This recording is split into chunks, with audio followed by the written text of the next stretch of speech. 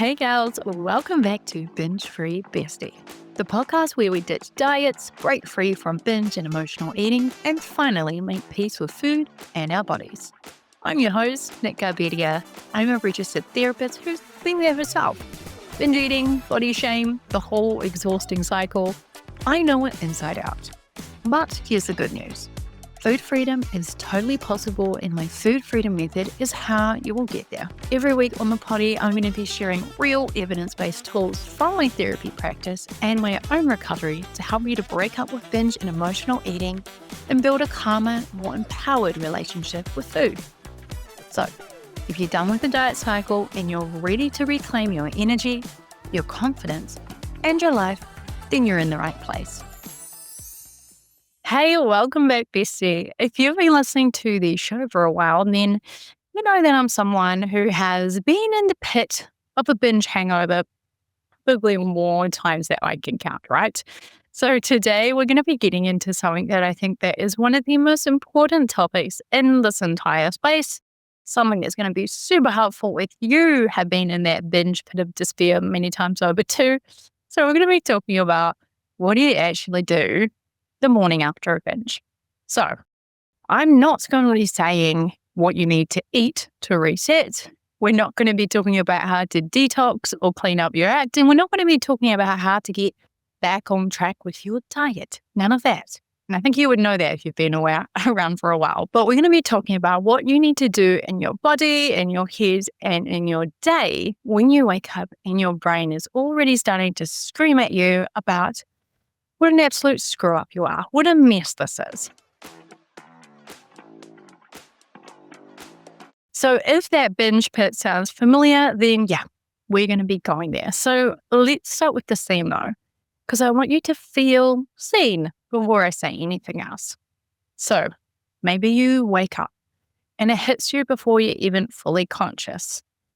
You know how it is. There's that pit in your stomach. There's that feeling of dread. There's memories of last night. They come crashing in.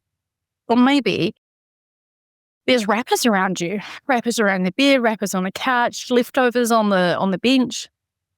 And you keep thinking about that moment where you kept on eating, even though some part of you was telling you to stop. And now maybe it's the morning after, and your first instinct is going to be to fix it, or to punish yourself, or to swear that it's never going to happen again. You'll start the diet on Monday. You're going to exercise it off. You're going to restrict today to compensate for all of that. But I want you to hear me when I say this. Every one of those instincts, those thoughts, they are going to feel logical, but they will make things worse because they are the things that keep the cycle spinning. And I'm going to explain why. And then I'm going to walk you through what to do the next morning after that binge.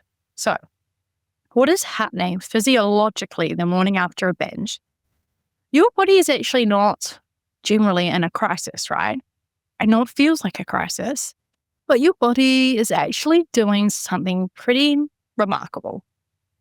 It is processing what you ate.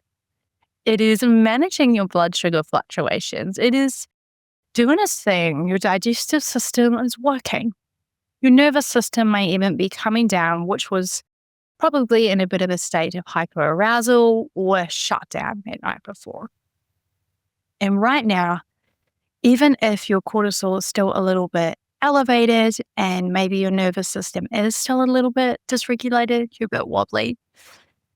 If that's the case, then actually you're not in a state to make good decisions. Your thinking brain, that prefrontal cortex, this part in the front of the brain, that is responsible for rational thought, self-compassion, and perspective. And that is just not online right now, post-binge. That threat detection brain is running the show.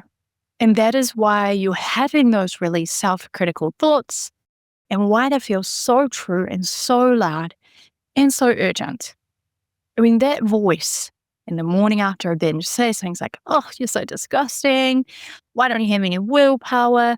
Today, you need to eat less. Just skip right through to dinner time. We're going to make up for it. But that voice is not wisdom. Okay, it is a dysregulated nervous system trying to protect you by taking control.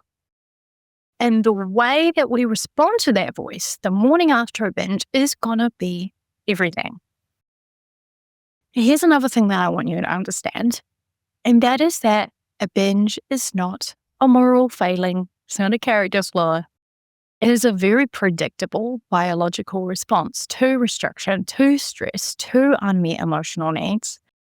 And when your body has been physically underfed or mentally restricted, or your nervous system has been in overdrive, then binge eating is kind of inevitable, right?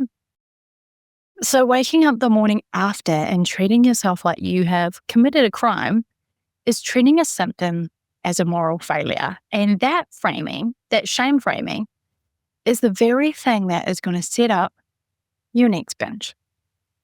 So that guilt that you feel becomes restriction.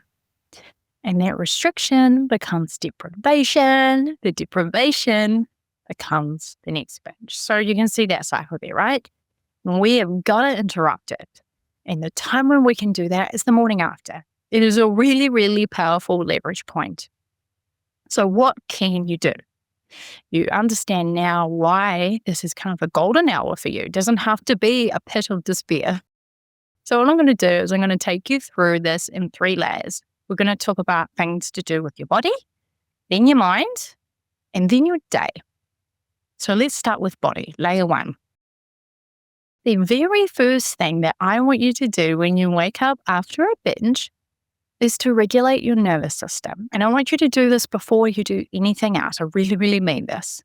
So before you check your phone, before you spiral in the shower, before you make decisions about what you're going to eat or not eat that day. Okay, so we wake up and we regulate. And this can look really simple. So you can do something really cool called a physiological sigh, which is a double inhale through the nose, followed by a long, slow exhale through the mouth. Do 5 of those.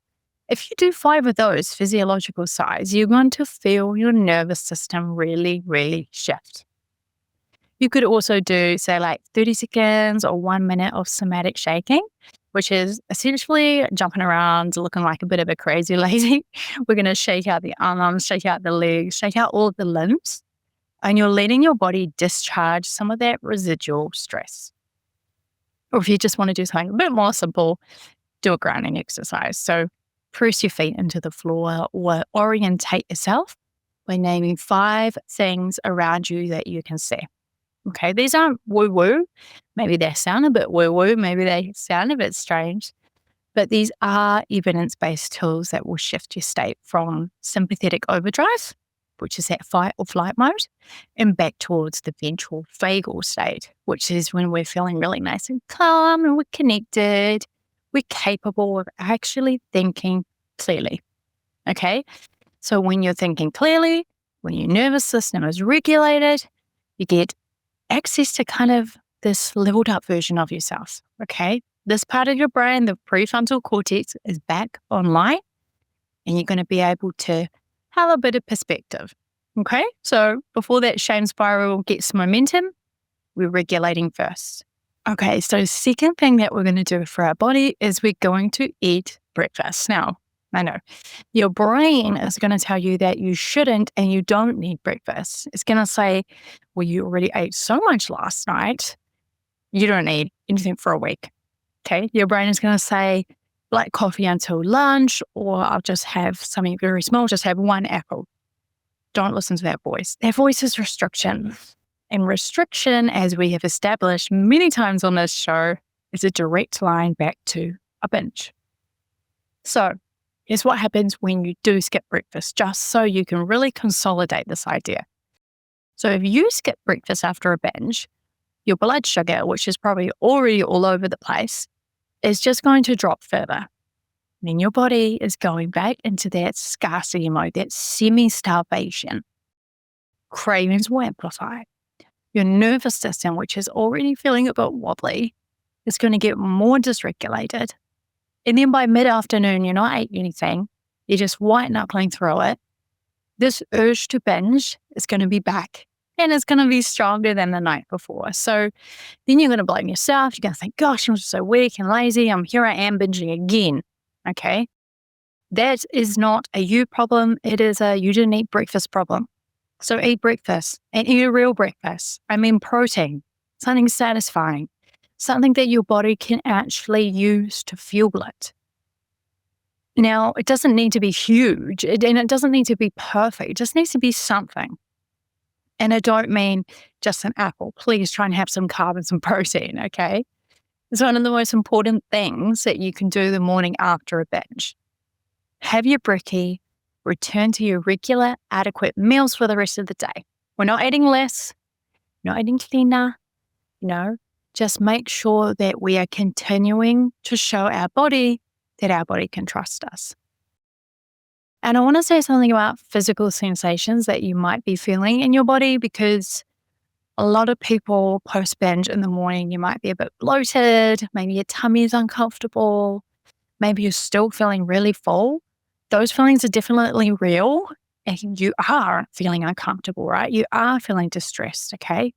But it's not permanent. Your body is just processing, doing its thing. It will pass. Have some water. Do a bit of gentle movement like a walk if it feels good, not as punishment, just if it feels good to help your body to process that food, to help you to feel more regulated. But the body sensations are not a verdict on you, okay? Just because you're feeling really full and bloated. That's just your digestive system doing its thing, okay? You still deserve to have something to eat. Hey, quick pause here, besties. If you've been listening along to the show and finding yourself thinking, wow, she is really describing me, and you feel like my approach and my vibe is really resonating with you, then maybe we are a great fit to be working together. I would love to invite you to check out my signature program, The Breakup. It's an online recovery program and a community where I'm going to guide you step by step through my food freedom method. Inside, we're going to focus on 3 big shifts. The first is learning how to re-nourish your body and your mind. Then we'll be regulating your nervous system and recognizing those emotions. And then we're going to be rewiring the patterns that are keeping you stuck with food. So I've helped hundreds of women step into binge-free lives and find body peace, myself included, and you can absolutely be the next person. So if you want to join the breakup, you can do so at any time, but if you also want to have a higher touch experience, you can choose to work alongside me one by one as you go through the program. That's called the Breakup Inner Circle. All the details are in the show notes, so you're welcome to come and chat with me in my DMs. You can schedule a clarity call with me if you're wondering whether this is the next step for you. So just send me that message. You can say done, and I'll know that you want to chat more or schedule in that call. All right, bestie, so let's get back into the episode. So layer 2 is going to be your mind. So this is where I want to get really honest with you. We're going to talk about the shame spiral, because what happens in your mind is the morning after a binge is usually a bit more damaging than the binge itself, right? Because that binge hangover, I like to call it's just this really nasty cocktail of shame and guilt and self-disgust, lots of catastrophizing, and often a bit of bargaining with yourself, right? That familiar phase. Start again on Monday, just do a reset week, I'll cut some sugar, all of that kind of stuff. I'm going to be good. I want to say that voice that tells you all of that kind of stuff is actually not your best self. It is fear. It is diet culture. And that voice has been running the show for probably years, if not decades. And it's not helped you, it's never helped you. If punishment and restriction worked, then you wouldn't be here. You wouldn't be listening to this. There would be no struggle. So what can we do with the mind instead? Well, the first thing we want to do is we want to name what you're feeling without judgment. Okay, it's not to fix it, not to argue. We're just naming it. So maybe it's feeling ashamed. I'm feeling anxious. I feel I'm in the pit of despair. And when you name an emotion, what you're doing is activating the part of your brain that can process it rather than being swamped by it. So just start there. Feel it, name it. Okay, there's so much power in that. The next thing I want you to do is offer yourself a different narrative. So, not toxic positivity, kind of, it's fine, the room's on fire, it's fine. No, we want a truthful, compassionate one. So, something like, okay, last night happened. My nervous system was overwhelmed, or maybe it's because I was restricting, but either way, I was trying to cope with something. And that makes sense. I'm human, I'm learning. This is part of the process, and it is definitely not evidence that I can't recover, that I'm going to be stuck like this. Okay? Say something like that. And I want you to think about maybe what you would say to your bestie if she called you the morning after a binge. Because I'm sure you wouldn't tell her that she's disgusting or that she needs to go on a fast today. I doubt that you would say that. So please don't say anything like that to yourself. You'd probably tell your bestie to be gentle, to have something really nourishing and yummy to eat, and not to let that one hard night define her whole story.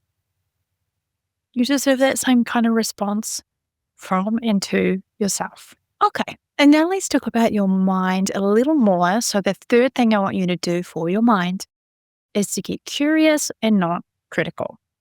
So instead of spiraling into self-attack, we're going to ask ourselves some really beautiful, gentle questions. You could say, well, what was going on yesterday? Was I physically restricted at all? Had I actually eaten enough? Was I eating regularly? Was I mentally restricting? Had I possibly been telling myself that I couldn't have certain foods? Or was there something happening emotionally? Was it stress, loneliness, exhaustion? Did I have a conflict? What was the trigger? Not because you need to solve it all right now, but because curiosity is the opposite of shame, right? Curiosity says, hey, I really want to understand this. And shame says, well, I already know what this means, and it means I'm not good enough, or da da da da da, whatever else it says. Curiosity is how we actually change. Shame is what keeps us stuck. So you don't need to do a full binge analysis at 7 in the morning. I'm not saying you have to wake up and go straight into it, but we're just planting that seed of curiosity. We're asking, hey, what was going on for me? And that is going to shift the story from something of failure to I'm gathering up data and information. So the last thing I want to share about it is your day. So this is something practical. Let's keep it simple because, again, when you're in that binge hangover or pit of despair, the last thing you need is a really complicated recovery protocol. So we need simple, we need doable, and we need kind. So first thing for your body, I just want you to move, but only if it feels right. And we're not moving to burn calories or punish yourself. And it's not because you have to kind of earn your next lot of food or make up for last night. Okay.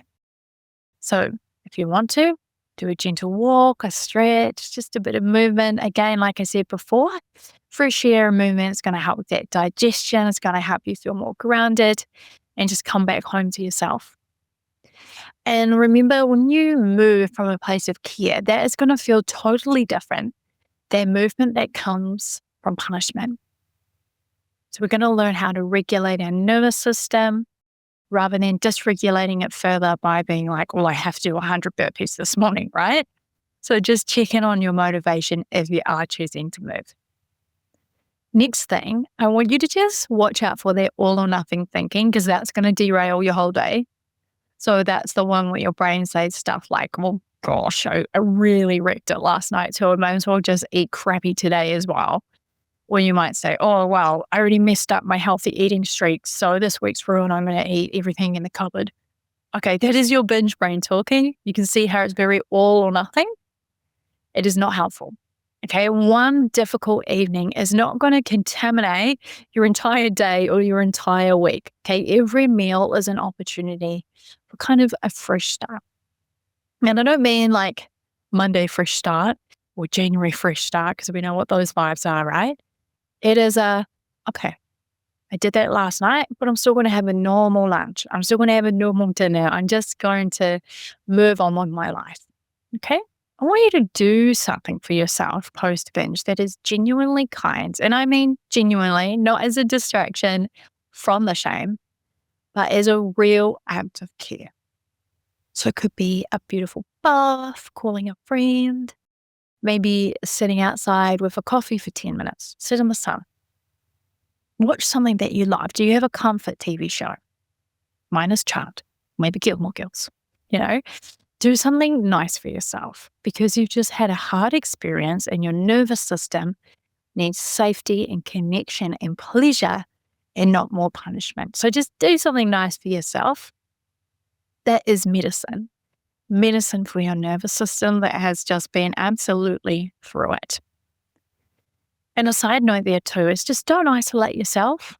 Feel really strongly about this one because shame from binge eating is what makes so many people pull away, right? They cancel plans, they avoid people, they hide. And I understand the impulse to do that, but you isolating yourself post binge feeds the shame. And shame grows in the dark and it shrinks in connection.